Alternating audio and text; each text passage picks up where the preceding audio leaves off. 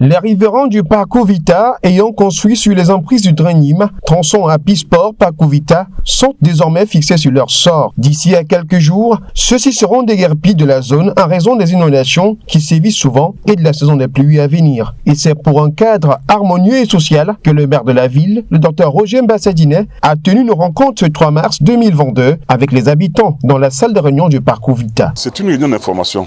Je crois qu'il est bon que quand on va entreprendre une action, que les populations soient informées de ce qu'on veut faire. D'abord, leur montrer le bien fondé de ce que nous voulons faire. Et vous avez vu qu'en leur montrant le bien fondé de ce qu'on va faire, certains nous ont dit même d'aller plus loin.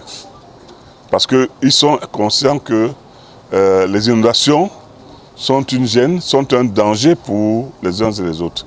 Et donc c'était ça l'objet de cette réunion, les informer, leur dire voilà ce que dit la loi, voilà ce que nous allons faire, mais c'est dans votre intérêt.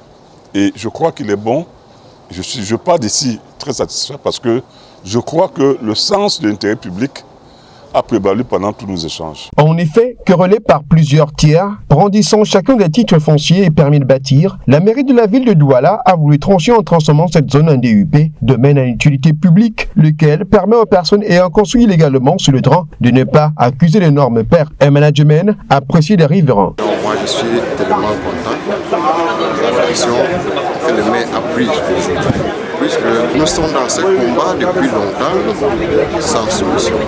Et vraiment, sans hésitation, je veux que ces travaux soient vraiment effectués. Et quant au projet, il sera question d'effectuer les travaux sur les emprises du drain avec la construction d'un canal bétonné. Normalement, le projet porte sur l'aménagement du drain Nîmes, qui va porter essentiellement sur la construction d'un canal bétonné de 8 mètres de large sur 2 mètres de haut, avec les voies sur berge. S'agissant de l'épineux problème des indemnisations, tout est prêt. On n'attend plus que l'accord des autres autorités du pays et le début des déguerpissements. Il y a une évaluation des indemnisations qui a déjà été faite.